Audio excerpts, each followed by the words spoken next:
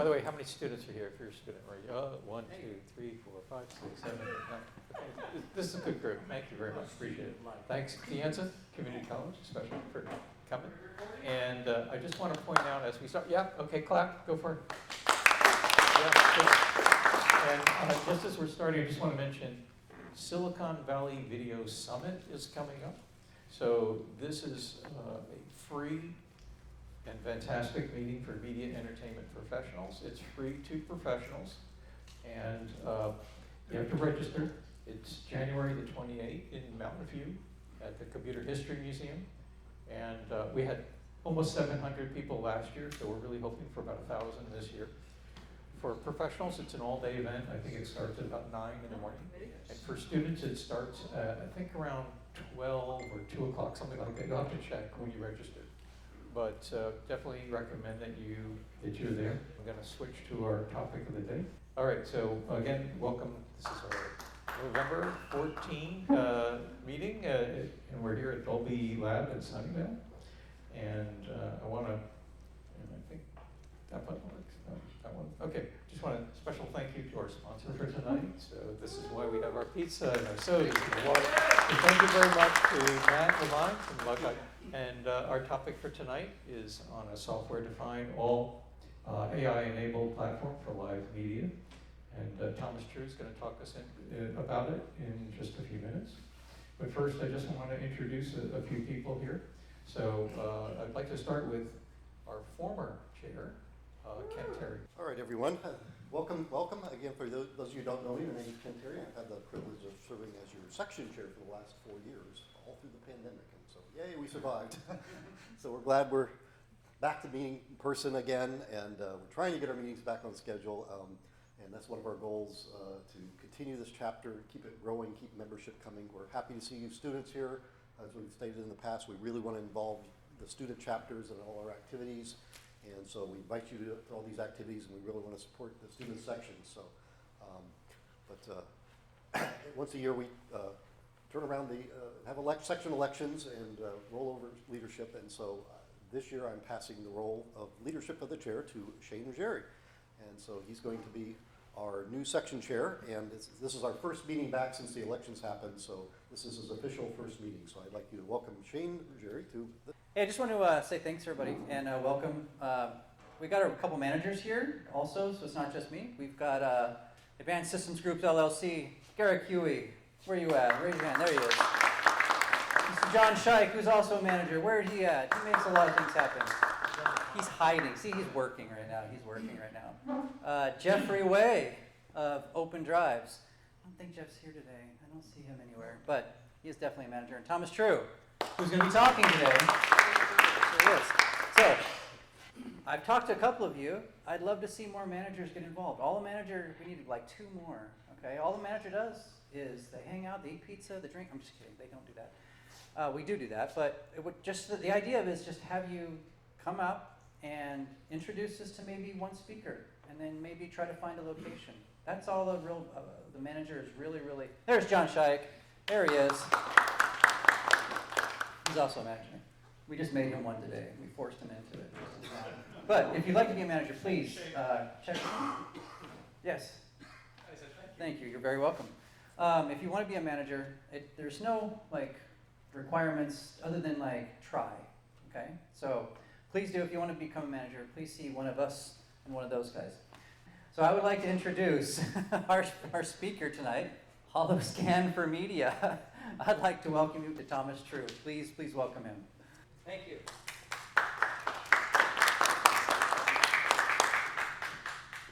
Good evening, everybody. Thanks for coming out. Some of you know me, some of you don't. Thomas True, I'm a senior applied engineer for professional video over at NVIDIA, a couple miles away. In my day job, what I do is I work with video I/O at the intersection of what I say video I/O and the GPU, whether it's network video I/O nowadays with SMPTE-2110 and IPMX or traditional SDI. The partners I work with include Blackmagic Design and AJA and all those kind of video partners, as well as people doing virtual sets, virtual production, things like that. So that's my day job. And another part of my day job is I work with the Holoscan for Media engineering team mostly on the video or the network video PTP backend part of it. And so yeah, tonight I'm here to talk about, as John wrote on the announcement for the meeting, a software-defined AI-enabled platform for live media. And for us, that's what we call Holoscan for media. So tonight I'll just talk about some motivations for the, I call it a product, but it's really a concept.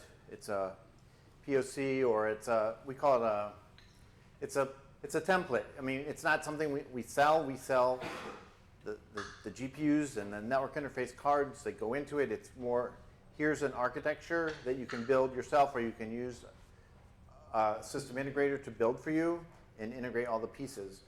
So I'll talk about some motivations for it, and then we'll talk about it in a bit more detail.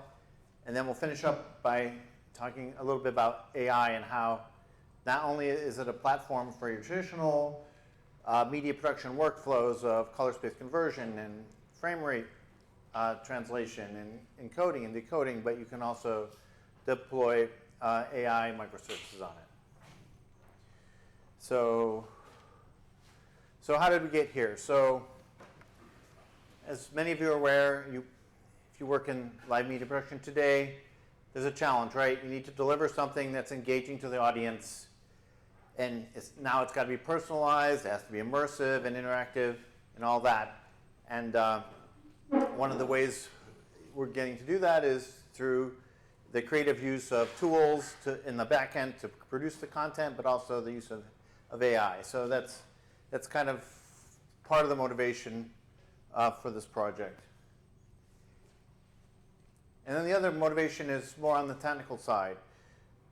Media producers, I mean, we used to just say, oh, there's the broadcasters, but now media producers. Everyone's a media producer, whether it's a sports team or a company or your traditional media production companies. They want to deploy scalable, software-based solutions that don't lock them into a particular vendor's hardware, that they can run their applications for media production on-prem or in the cloud. They support the fine-grained allocation of resources within the system, and are able to integrate applications from multiple vendors by using standards developed by SMPTE, as well as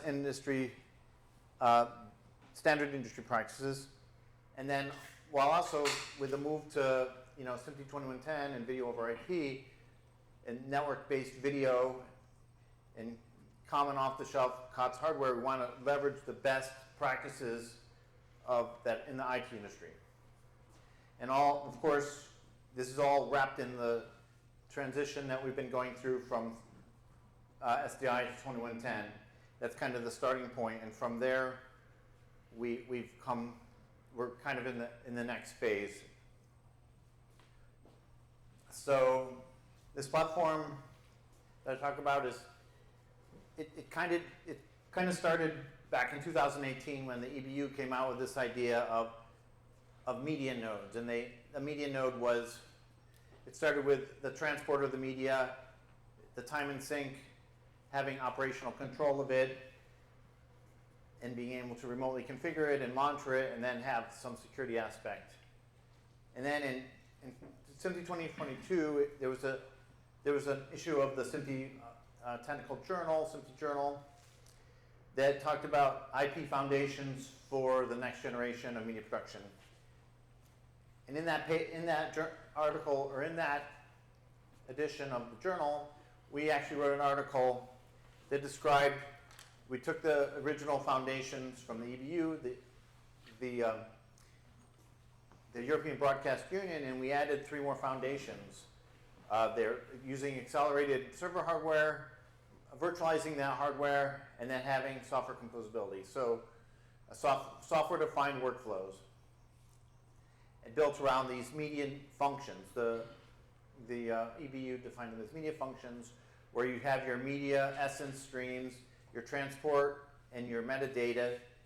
They go into the media function, and they come out the other side. You plug them together, and with that, you get a software-defined workflow on common off-the-shelf hardware that leverages best IT practices built around standards from SMPTE and AMWA and other organizations in our industry. This was extended earlier this year around IBC timeframe in September, when the EBU then issued a white paper about the dynamic media facility. And what they described there is this architecture, which I'll talk about tonight, where you have common off-the-shelf hardware that's virtualized, and then you have an operating system platform on top of it. Then you have media exchange between, you have these applications on top, and they're able to implement the media functions with media exchange, being able to transfer the essence between the different applications. So the essence in this case is video frames or audio or ancillary data or things like that. So I read this white paper right before IBC, and I thought to myself, well, I actually thought that one of the engineers from Holoscan for Media actually wrote it, because it's pretty much exactly what Holoscan for Media is, but it's actually a white paper from the EBU. So let's dig a little bit deeper into what is this platform really. So, like I said, it's a software-defined platform where you can build applications and deploy them,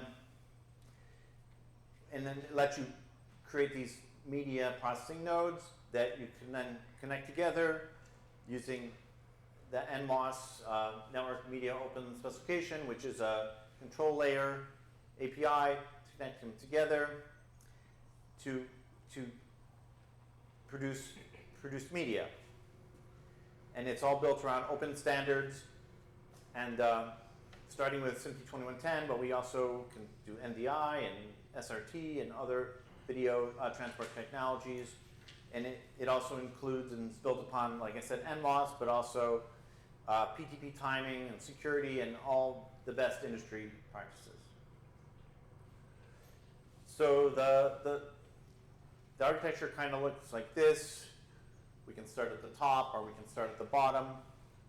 On the left, like I kind of start from the bottom, where, okay, we have a common, what we call common off-the-shelf hardware, COTS hardware. That's a standard server from your favorite manufacturer.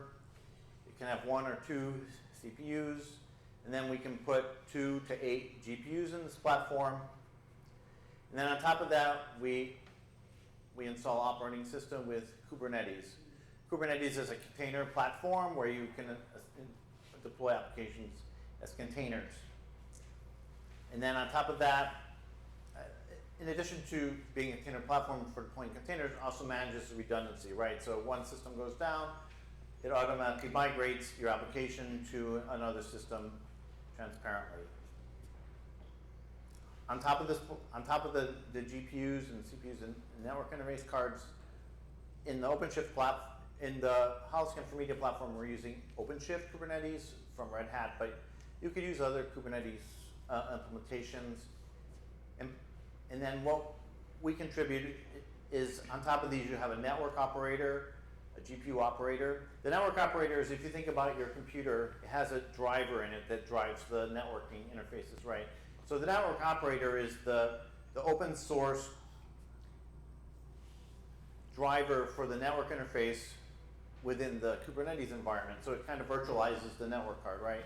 Then we have a GPU operator, which again, we open source, and that drives the GPU. So you can virtualize the GPU within this environment for all your media processing and AI applications. And then the other software on this platform includes what we call SRIOV, which is single root IO virtualization. So if you think of a computer, it has multiple PCI devices in it, whether it be the network card, the GPU, some other sensor processing card, for example. SRIOV lets you virtualize these hard pieces of hardware, so all the applications within the system can see them as if they are actually have exclusive access to them. So there's an operator within OpenShift that performs this function as well. And this allows, of course, the sharing of the PCI devices between all the various applications that you're going to deploy, right? So on top of that, once we have the base OpenShift and these operators on top, then we can add our NVIDIA services, and these include various SDKs that we have that application developers would use to develop the applications. One would be our RiverMax SDK, which is our SD2110 video over IP SDK. CUDA, which lets you use the GPUs for compute processing. We have a myriad of AI SDKs now. All these layer on top of that, and then on top of that are the applications, and then on top of that are the workflows. So our proof of concept or our standard system that we deploy and have been testing consists of a 3-node cluster, and this of these servers, and each server has 2 CPUs and up to 8 GPUs. In this example here, we're only using 2 GPUs, but this is kind of like the base platform. For developers, we have what we call a single node cluster, which lets you develop your application and then deploy it to test it. But when you go to actually install this at a facility, you need to have the redundancy. So then you have 3 servers built like this. The servers are constructed such that the GPUs and the CPUs are on what we call the same PCI root complex. This lets you DMA video essence and audio essence data between GPU processing and CPU and the network interface cards without having to go through system memory and without having to interrupt the CPU. So the CPU doesn't have to be involved in the actual transfer of the data, which is much more efficient. Each of these servers has 2 networking interface cards that handle the north-south traffic. This is SMPTE-2110 and other high-speed data transport up to 200 gigabytes per second between the various nodes. And then there's another network for high-speed data traffic into and out of the system for bringing in content or streaming it out from within the internal high-speed data network. So if you think more about these media functions that the EBU first thought about, and they kind of thought about them as a concept, but in implementation, what are they really? So it's a software application. It's typically a single software application that has video I/O, whether it be, like I said, SMPTE-2110, SRT, or NDI, or RIST, and it performs, and it sits on top of, if you can run it like what we call bare metal. When you run something on a computer that's not virtualized, you can run it there, but it performs the same function in a virtualized environment built on top of the CPU and the host memory, and then it's using the GPU to do some sort of media processing, whether it be frame rate conversion, transcoding, annotation, AI, things like that. And then you have the network interface for the video I/O, and you have the codecs that are implemented on the GPU, and the media essence is all passed around in various buffers. So this is what we think of as a media function. And then the application builds the media function. It wraps it into a Docker container. If you're not familiar with Docker, Docker is an open source platform for containerizing applications so that when you deploy them, they deploy with all the various other libraries and other pieces of software that they need. And then the cookbook for deploying them in such a platform is what we call Helm. So for an application, you create a Helm chart. The Helm chart will say, oh, this application needs this much memory, and it needs to use, on a 64-core CPU, it needs to use this many cores, and on the GPU, it's going to require this much video memory, and things like that. So you put all this in a Helm chart, and then Helm deploys it to Kubernetes and positions it on the system optimally with all these other applications that are also using the same hardware, because that's the goal, right? One of the goals. The broadcasters and media producers want to deploy a scalable system where you can deploy many applications using the same hardware. So Kubernetes and Helm combination let you do this in an optimal way.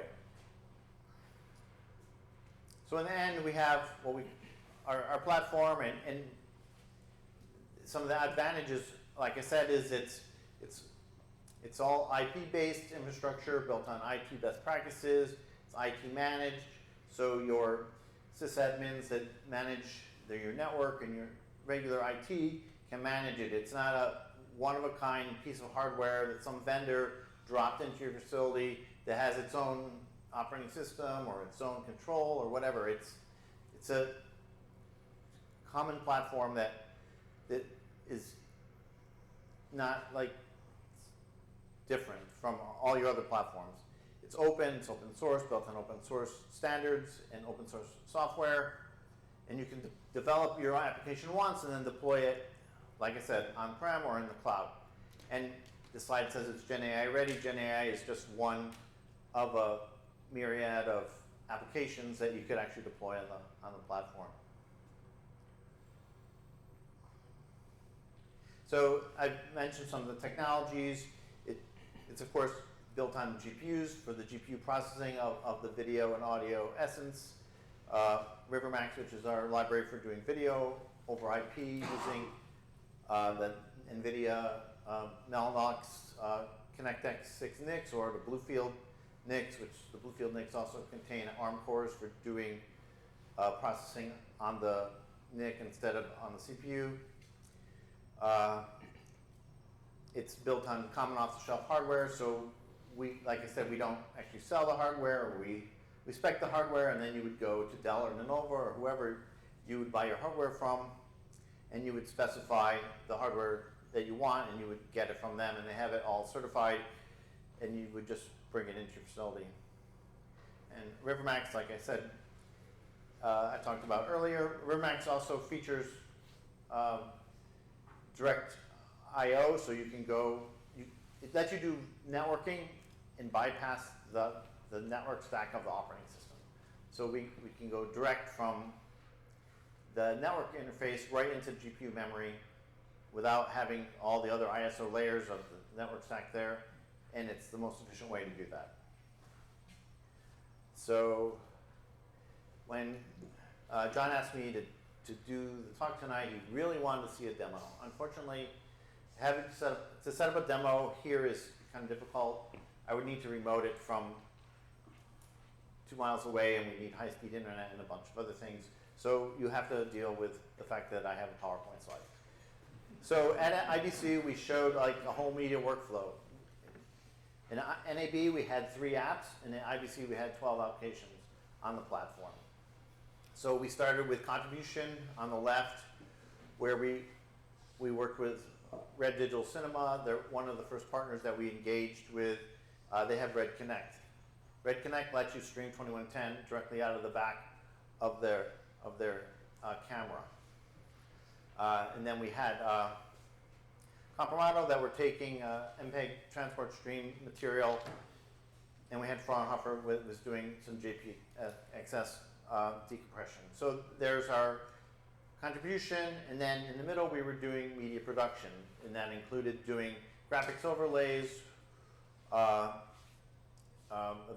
vision mixer, being able to do monitoring with a Labo application, and then we had Speechmatics, which was doing AI-based closed captioning, and then we were monitoring it all with an application from Telestream. That, again, these applications, they exist on bare metal, but they also have versions that are now deployable using Docker containers and Helm and deploy in a software-defined environment like this.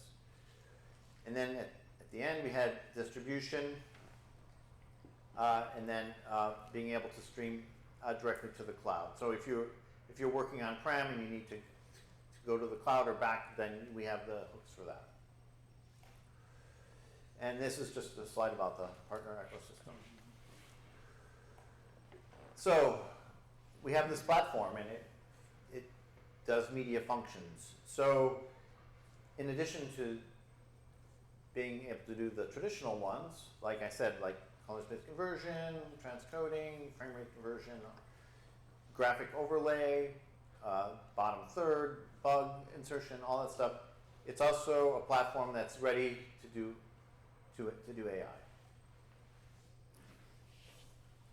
So NVIDIA AI for M&E, media entertainment, takes a lot of forms, and it's much more than content creation. There's data science, there's the analytics, there's analyzing what your consumers are watching in your content, how long they're watching. There's applications to do that, or SDKs that help you as a software provider do that. Then we have recommender systems, right? So once you have the analytics data, you can recommend to your audience what they want to watch, right? And then we have application or SDKs that take care of speech and vision. So it all started with software to do background removal and clean up bad audio in conference calls during COVID, and now it's moved into being good enough for some applications in broadcast.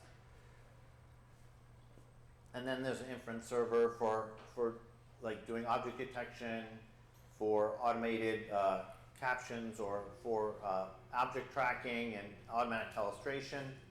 And then finally there's generative AI, which is kind of like the holy grail of AI now. So taking some material or essence and making new essence from old essence. So, and that's kind of the controversial part of AI among our community, right? So AI takes all forms. So when you talk about AI, you have to kind of be specific what you're talking about. So specific for live media, which is where I work and where many of you work, we think of AI in three ways. The generative AI, which I talked about, which is taking existing essence data, whether it be taking video and turning it into new video, or taking images and making background plates, or Gaussian splats from live video and things like that. That's what we call generative AI, creating new material. Then there's predictive AI, which is keeping track of what your customers are watching and generating new content based on that, or recommending. And then video AI, which is traditional improving the video quality, whether it's we call it video AI, but whether it's noise reduction in audio or noise reduction in video, or taking standard def content and making it HD or 4K, or taking SDR content and making HDR content automatically. That's all what we call video IO or video AI, and we have SDKs for that. So NVIDIA, we don't really sell a product, we sell an SDK. We don't sell an SDK, we provide an SDK, and you'll see later we provide now models based for AI inferencing that we've developed, that we in general provide for free, that you would then integrate into your application. Because our business model is, if we provide great software tools for you to use, then you'll buy our hardware to run your software. So that's kind of the way we look at it. So generative AI, which is pretty much all the buzz right now, right? We call it, I don't know, we call it the iPhone moment of AI, or the person who created this slide calls it that.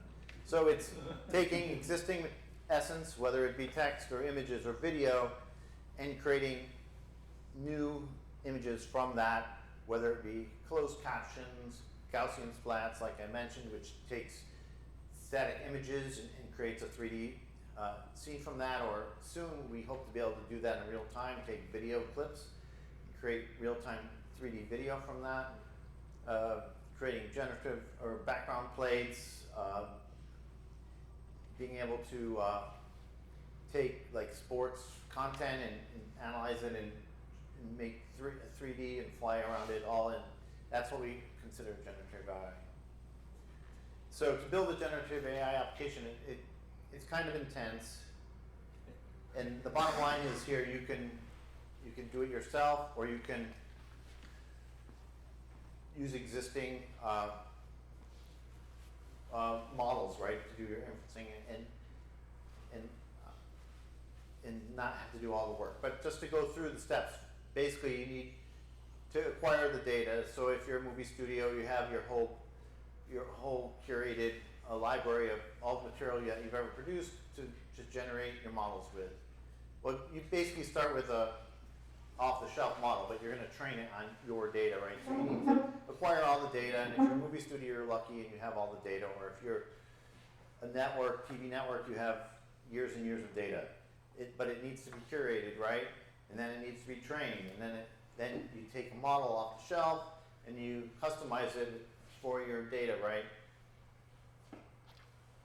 And then you train and you train and you train, then you test, and then you train more, and then you have to set up guardrails which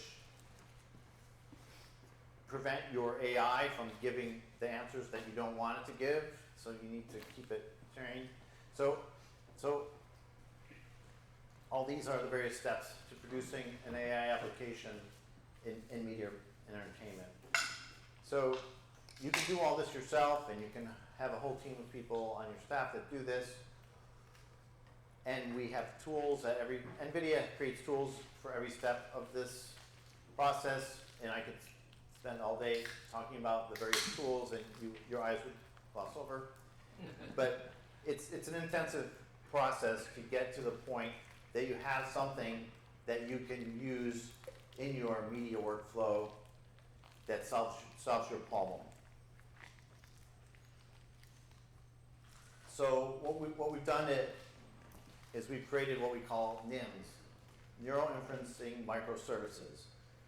And what these do is they take pre-trained models and they build them into pre-trained containers with a Helm chart using industry standard APIs that you can then use right off the shelf. If you go to develop.nvidia.com, you can see there's a list of existing NIMs that you can download. Maybe they solve your problem, maybe they don't. Or you can go to someone who can create a NIM for you. In the concept of Holoscan for media, these NIMs, like I said, they're microservices built with the same components that we use to deploy our regular media processing applications on our platform. Docker containers, Kubernetes, Helm chart. So these are easy to deploy on this platform that you're also using to do all your other media processing, whether it be translation or video upscaling or downscaling and all that. So that's the idea, to make it easier to deploy AI. And that's how it fits into the whole Holoscan for media infrastructure. So if you have, we're at the top of the stack where you have your live video workflows that are using all the various tools. You can just, AI is, yes, a new tool that you can put in there through a neural inferencing microservice. And then you can just use it in your workflow as you would with anything else in your workflow. It would support NMOS, so it would be recognizable as a node on the network that you could then just connect to other nodes, take your input, put it through this AI, take it out, then do some transcoding, then send it out or whatever. So we try to make it simple in that way. So this is Holoscan for media, for traditional media or AI, open standards, open source platform. It's a reference design, so like I said, you would buy the various components, or you would work with a system integrator, like the ASG folks, for example, that build facilities, right? And they would put it all together for you. It's not the only game in town. There are other, I'm all about transparency here. It's not the only game in town. There's Grass Valley Apps, very similar setup where you have applications that you deploy on common off-the-shelf hardware. There's Lavo have a system, Lavo Home. There's a Matrox solution. So there's other things in town. This is just one option. So that's what I came to talk about tonight. I'm happy to answer any questions that you may have.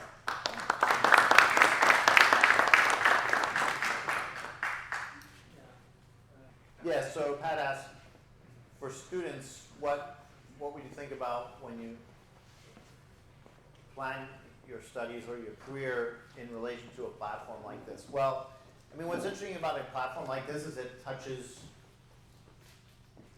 a lot of things, from traditional IT networking, like I joke around, I learn more about networking doing SMPTE 2110 than I ever thought I would.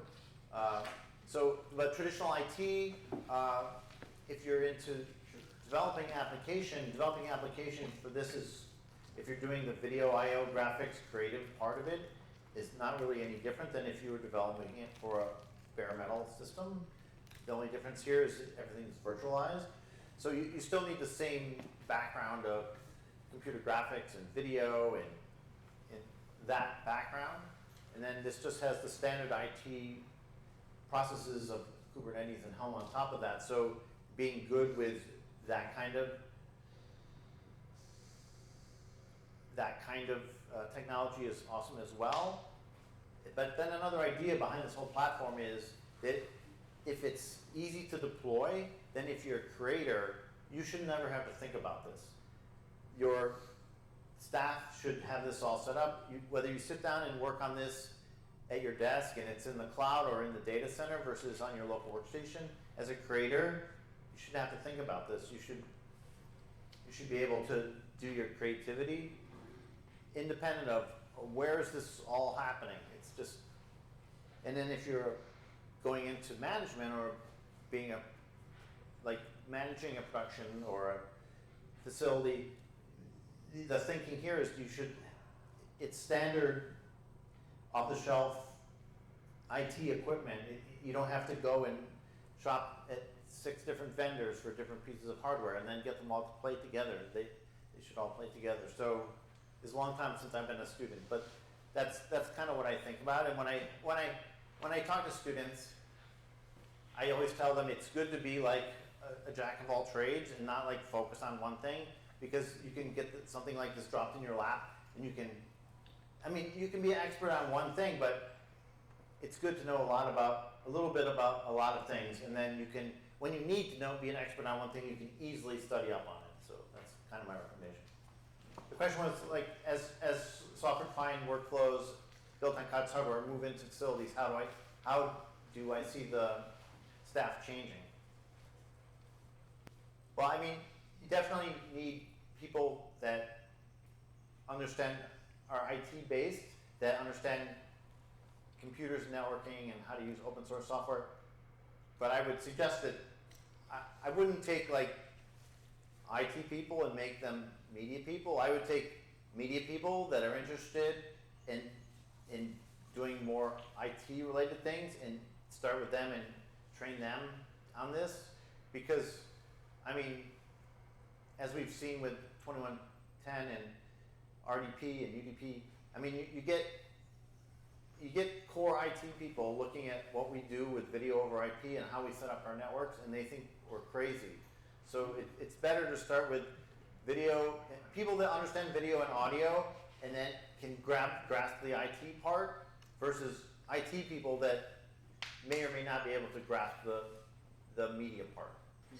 So does this replace the operating systems of the various servers or the computers that have the GPUs and CPUs?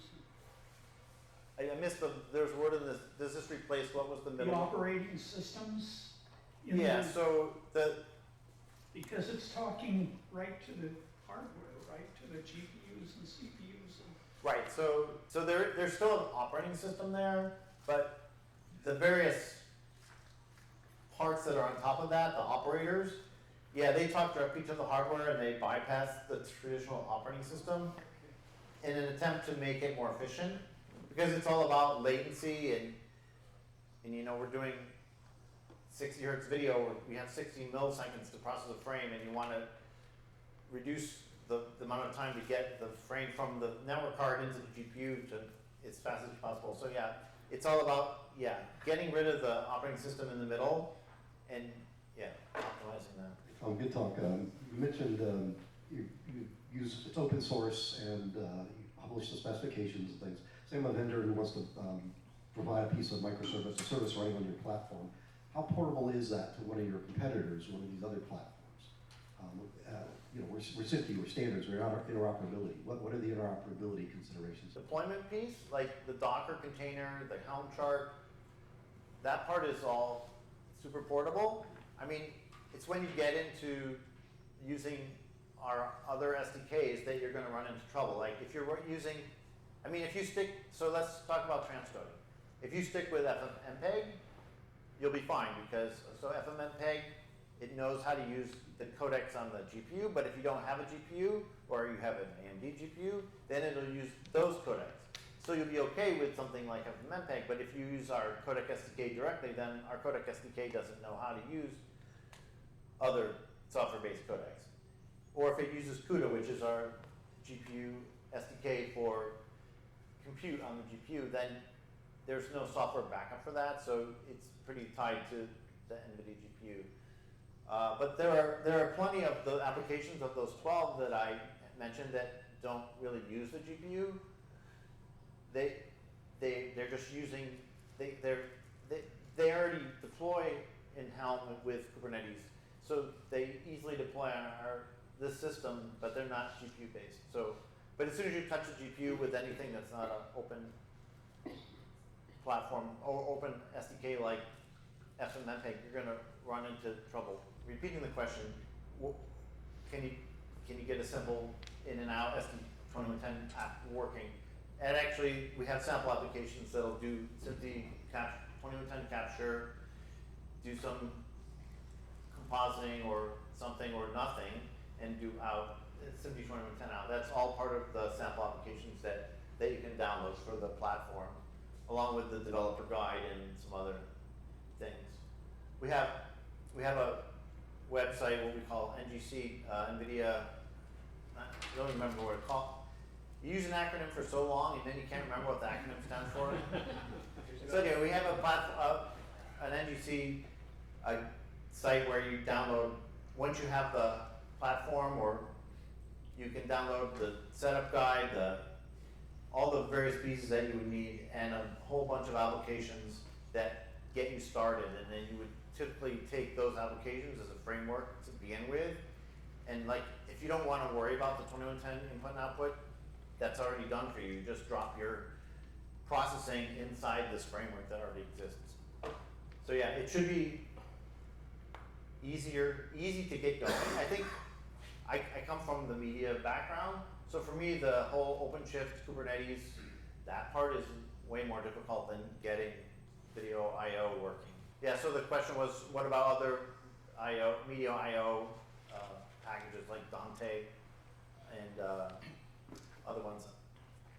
I know we've been talking to the Dante folks, but I don't know what the plan is there. At the moment, it's only what I listed: SRT, RISC, NDI, and 2110. Yeah, I don't know what the plan is there actually. But I mean, you raise a good point. I mean, especially with something like Dante, it's super popular. Right? I mean, it's going to be a limited platform if it doesn't support Dante. So on your network diagram, you showed the east-west networks and or east-west network and the north-south networks, redundant facility networks. For the facility network, you connect that to your facility or redundant switches for whatever else you're doing, right? For the Bluefield east-west network, is that just among coprocessors to share the memory, or is that actually connected to storage as well?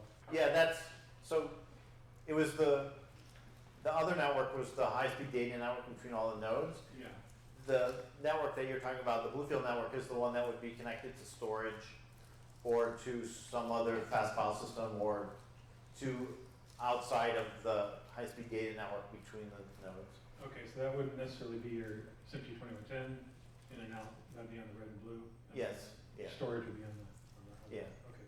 Yeah, so the question was, if you're familiar with DaVinci Resolve or another application and you're using it in this environment versus using it on your workstation on your desk, does it look different? And the answer is no.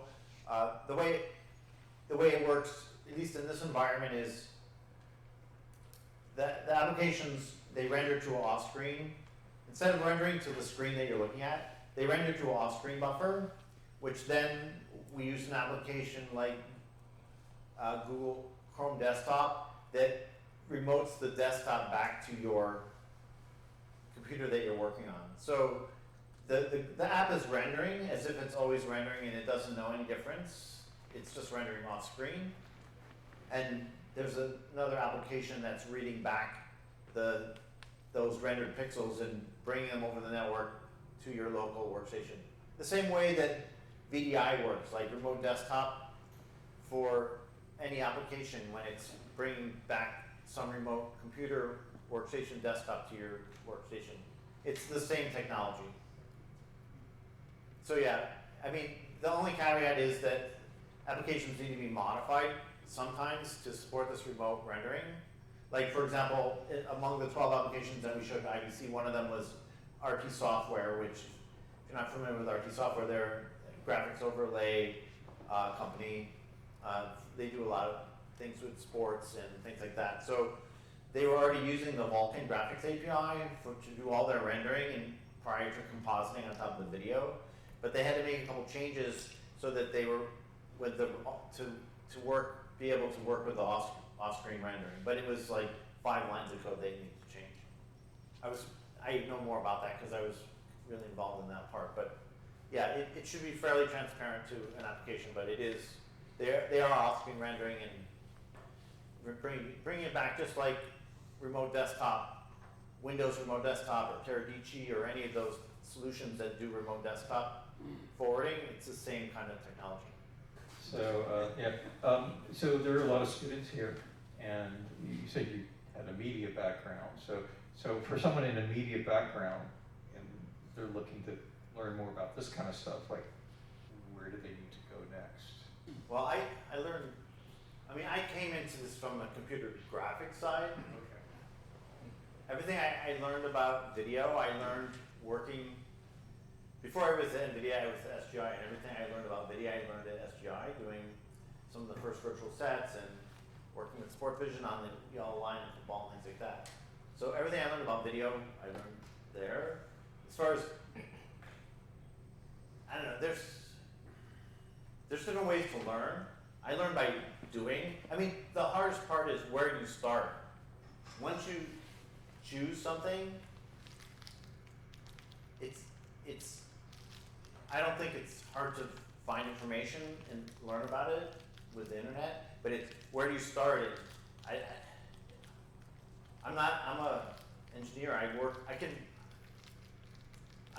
make I don't create videos. I'm not creating videos. I'm taking frames of data off of the wire and I'm putting them into the GPU and the GPU is programmed to do something with them and taking it out. I don't have a creative bone in my body, so it's hard for me to talk about the creative part. But if it's one of the SDKs or an API or AI, you just choose one and go and read about it on the internet, and then download SDK and start playing with it on NVIDIA GPU. And it can be a consumer GPU that you can buy at Best Buy or online, or a professional GPU. It doesn't matter. All of our SDKs work on all those. Whatever GPU you have in your system, and that's how I would start. But like I said, the hardest part is choosing something and jumping into it. I guess related to that, does NVIDIA offer training on this platform? Either online training with videos or in-person courses? We would use your platform to make content. Where do you go to learn about that? The short answer is, at this point, we don't have online training for this platform, because this platform is something that, like, a system integrator is going to build for you and deploy on your facility. And if you're a creative person, you shouldn't need to think about the platform. But if you want to do AI, we have AI Institute, which has classes on AI at our facility 2 miles from here every week. We have classes on our SDKs, but we don't yet have a class on this platform, because the idea is there are less than 100 system integrators that would build this platform for you and deploy it, and it's not a high volume thing, so it's more of a one-on-one thing. Like, we're currently working with different companies, like on a one-to-one level. We have a group in our company called DevTech, Developer Technologies. They get involved with partners developing applications, and they help tune them, they help train the people to do not to do basic programming, but they work hand in hand, sometimes on site, sometimes not, tuning applications and helping developers bring applications up on our technology. And so you would work with a dev tech engineer or something like that. Because it's also like, it's very specialized, so it would be hard to take a large group and make a training that's really useful to everyone in the group. It's, I think, more of a one-on-one or a one to a few people is much more practical approach. My email is TRUE. I'm Boolean, so my last name is True. Put me in a spreadsheet. I'm always at the bottom, and I'm always capitalized. ttrue@nvidia.com. Just shoot me a mail. Or I have cards in my bag if someone wants one of my cards. So I'd say let's thank Thomas True. He's doing a good job.